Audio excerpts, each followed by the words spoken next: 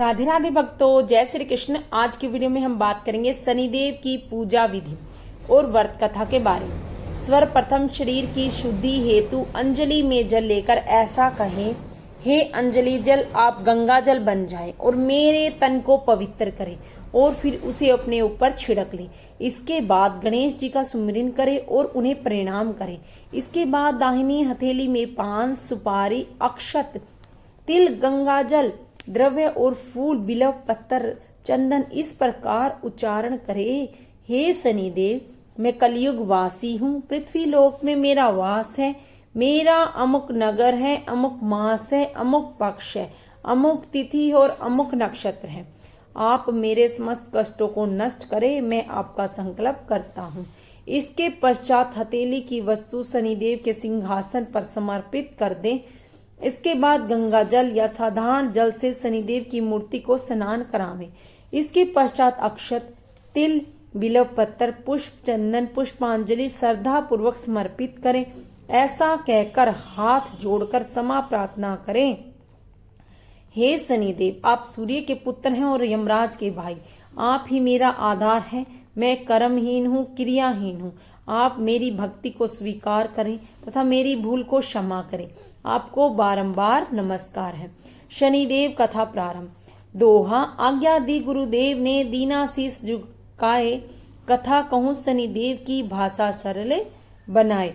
स्वर प्रथम श्री सरस्वती जी को सुमिरन करके, गणपति जी के को नमस्कार करके तथा अपने गुरुदेव के चरणों में माथा नवाकर मैं श्री शनिदेव की कथा प्रारंभ करता हूँ। यह शनिदेव जो मनोवांछित कार्यों को सफलता प्रदान करने वाले हैं और जिन्हें सकल नर नारी और 33 कोटि देवता योगीश्वर मुनीश्वर ध्याते हैं, वही देव मेरी त्रुटि को क्षमा करे और मुझे अपनी शरण में ले। मेरे मन में आपके प्रति आगाध प्रेम है। यह बात सर्वविदित है कि जो लोग शनिदेव को ध्याते हैं उनके सकल मनोरथ सफल होते हैं, तथा जो ऐसे देव को भूल जाता है वह इन संसार में महान दुख पाता हुआ नरकगामी होता है और अगले जन्म में पशु की योनि में जाता है। जो कथा मैं तन मन धन से कहने जा रहा हूँ उसे आप भी सच्चे मन से ग्रहण करें। एक बार संसार में चारों ओर पूजे जाने वाले नवग्रह एक स्थान पर एकत्रित हुए, परस्पर विधि प्रकार से बात करने लगे। जब बात घूमती हुई उस स्थान पर आ पहुंची कि हम 9 ग्रहों में सबसे बड़ा और सर्वाधिक पूजनीय कौन देव है, तो प्रत्येक ग्रह देवता स्वयं को बड़ा कहने लगा। इस बात पर जब बहुत देर तक वाद विवाद होता रहा और कोई निर्णय नहीं हो पाया, तो यह तय हुआ कि चलकर इंद्र से इसका निर्णय कराना चाहिए।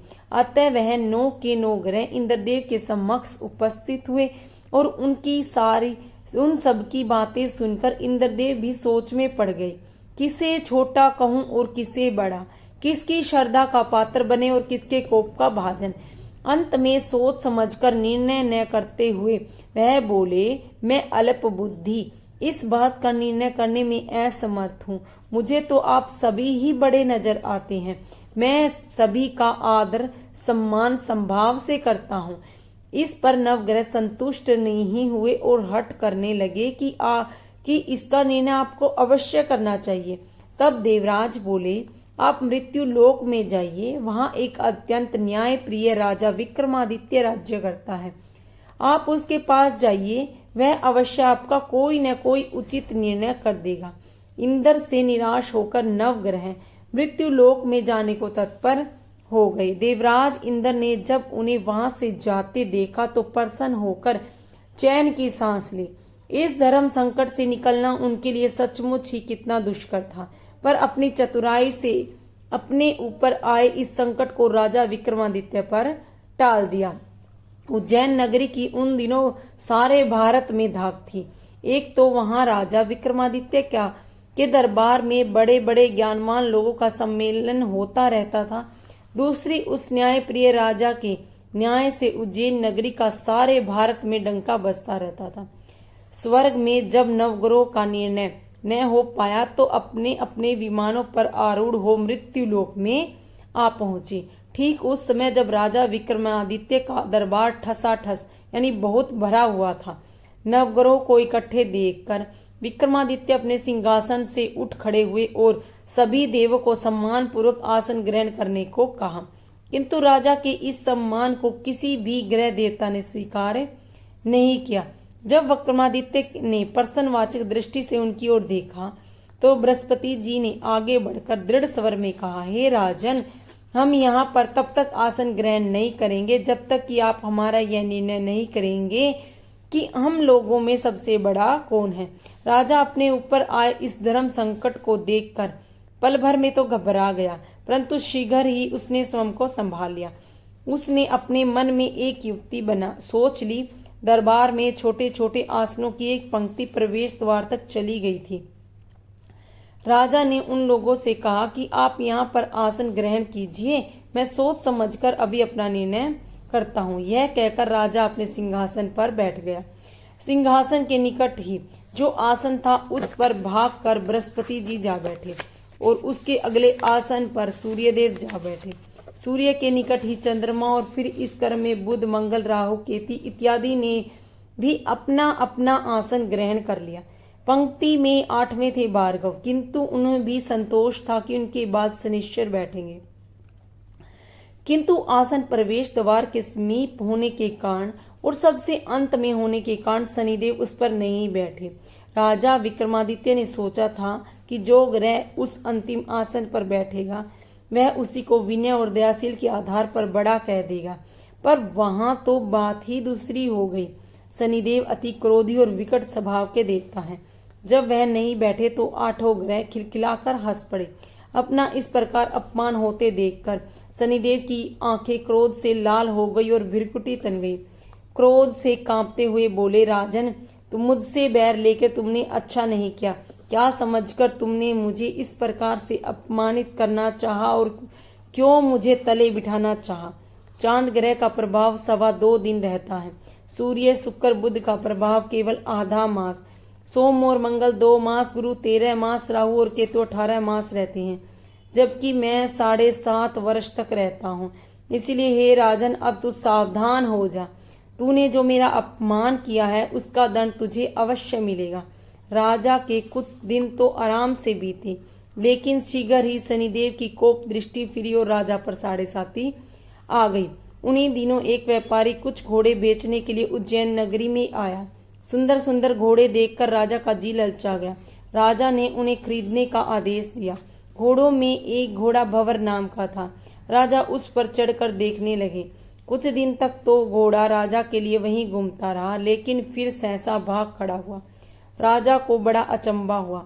घोड़ा एक भयानक जंगल में राजा को पटक कर अंतर्ध्यान हो गया। राजा अकेले उस वीरान जंगल में भटकने लगा। साय के समय जब उसे प्यास बहुत सताने लगी तो वह बहुत जोर जोर से चीखने लगा। उधर एक पगडंडी ने एक ग्वाला अपने गांव की ओर जा रहा था। वह राजा की आवाज सुनकर रुक गया।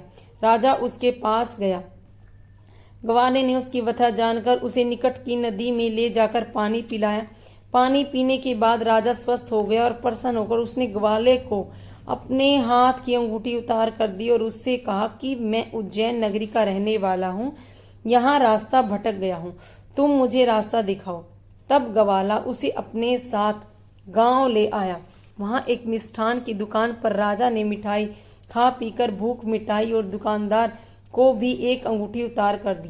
दुकानदार के पूछने पर उसने उससे भी यही कहा कि वह उज्जैन नगरी का रहने वाला है और उसका नाम विक्रमादित्य है।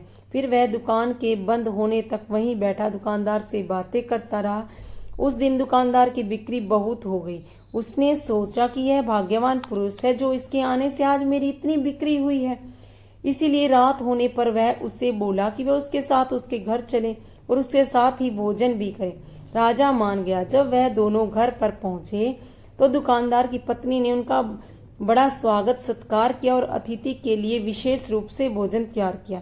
भोजन करते समय एक अद्भुत घटना घटी। जहां राजा भोजन कर रहा था वहां सामने की दीवार पर एक सतलड़ा हार टंगा हुआ था। उसके पीछे एक चित्र था। सहसा ही हार वहां से अदृश्य हो गया। दुकानदार के यहाँ एक बांदी थी। उसने जाकर घर की मालकिन से कहा कि वहां खूंटी पर हार नहीं है।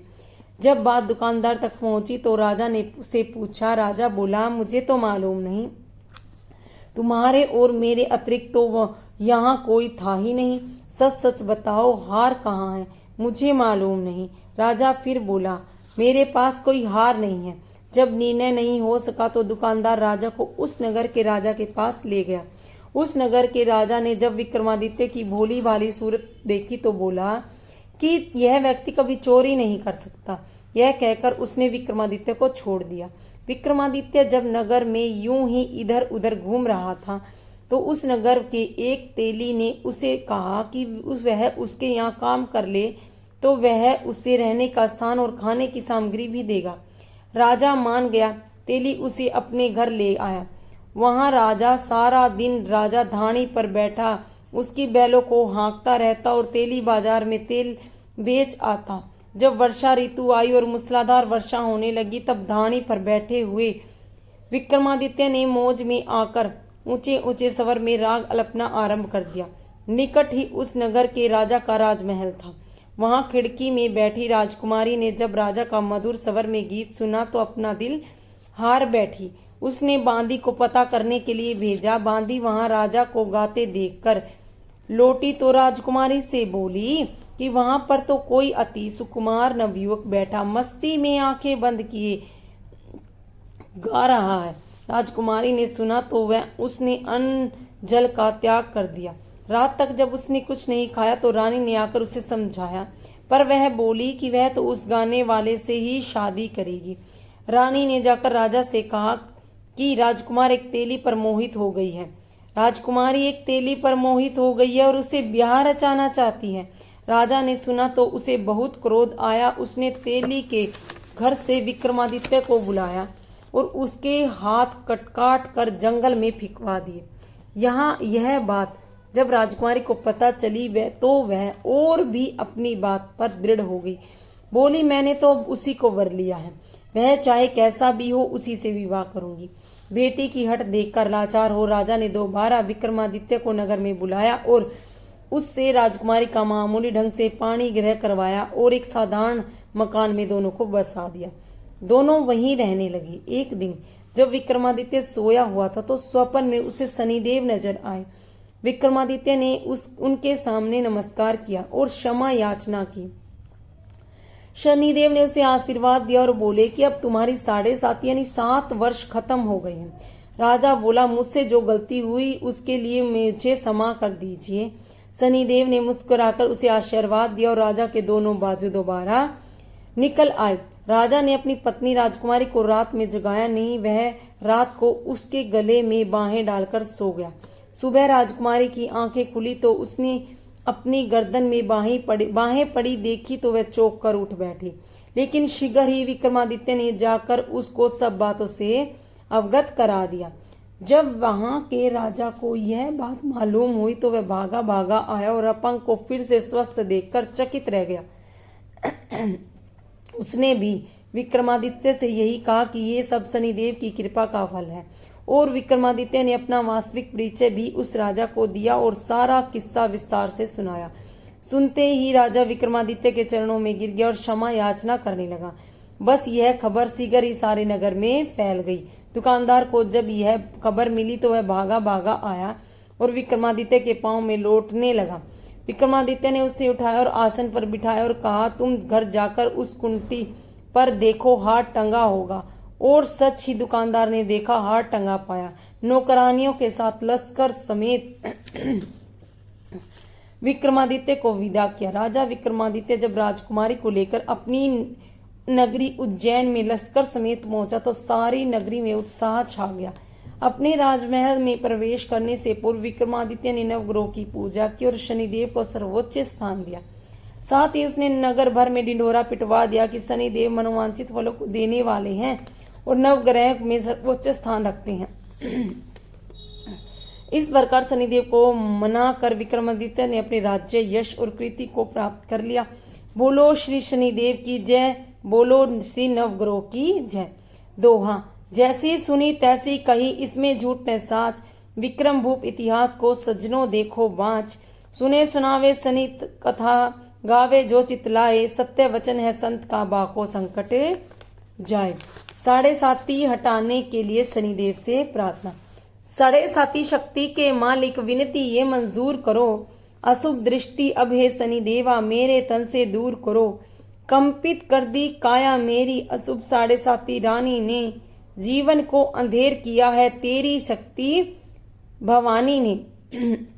सभी ग्रहों की अशुभ शक्ति को हे शनिदेवा चूर करो, साढ़े साती शक्ति के मालिक विनती ये मंजूर करो। विपत्तियां जो बैठी मुझ पे उनको दूर भगाओ तुम, निर्धनता मेरे घर में विराजे अपने संग ले जाओ तुम। वैसे लक्ष्मी मेरे ग्रह में शुभता से भरपूर करो, साढ़े साती शक्ति के मालिक विनती ये मंजूर करो। डेढ़िया और साढ़े साती देवा दोनों तेरी दासी हैं, तेरी आज्ञा से चलती दुख सुख किए साथी हैं। दया दो इनसे दया की दृष्टि, धन और वृष्टि जरूर करो, साढ़े साती शक्ति के मालिक विनती ये मंजूर करो। अशुभ ग्रहों को हे शनिदेवा मेरा मित्र बना दो तुम, रत्नों से भरा मेरा खजाना सोने छत्र चढ़ा दो तुम। चरणों में है मेरा मस्तक, दुखिया पे दया हजूर करो, साढ़े साती शक्ति के मालिक विनती ये मंजूर करो। आरती श्री शनिदेव जी की। जय जय शनिदेवा भगतन हितकारी, सूर्य के पुत्र प्रभु छाया में तारी। जय जय श्री शनिदेवा भक्तन हितकारी, श्याम अंक्र वक्र दृष्टि चतुर्भुजाधारी, नीलांबर धार नाथ गज की असवारी। जय जय श्री शनिदेवा भक्तन हितकारी, किरीट मुकुट शीश सजत दीपत है लिलिलारी, मुक्तन की माला गले सुशोभित बलिहारी। जय जय श्री शनिदेवा भक्तन हितकारी, मोदक मिष्ठान पान चढ़त है सुपारी, लोहा तिल तेल उड़द मीशी अति प्यारी। जय जय श्री शनिदेवा भक्तन हितकारी, देव दनुज ऋषि मुनि सूरत नर नारी, विश्वनाथ धरत ध्यान शरण है तुम्हारी। जय जय श्री शनिदेवा भक्तन हितकारी। बोलो श्री शनिदेव की जय, बोलो नवग्रहों की जय। राधे राधे भक्तों, जय श्री कृष्ण, हर हर महादेव।